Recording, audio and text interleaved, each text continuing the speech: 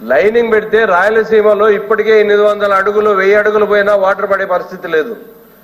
కేవలం ఈ లైనింగ్ అనే దాన్ని చెప్పి మేము ముందుకు వాటర్ తీసుకోవాలనే ఉద్దేశంతో వీళ్ళు మేము చేస్తున్నామని చెప్తారు. లైనింగ్ అనేది చేశారంటే గ్రౌండ్ వాటర్ పెరిగే ప్రశ్నే లేదు. రాయలసీమలో ముఖ్యంగా అనంతపురం జిల్లా 2 జిల్లాలు కావచ్చు, కర్నూలు జిల్లాలో ఏమిటిది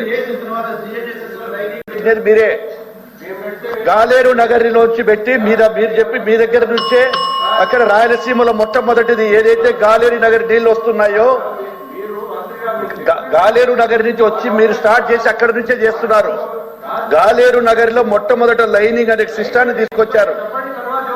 గాలేరు నగర్ అని చెప్తున్నా ఎక్కడ స్టార్ట్ సార్ మీకు అవకాశం ఉంటే చెప్పండి.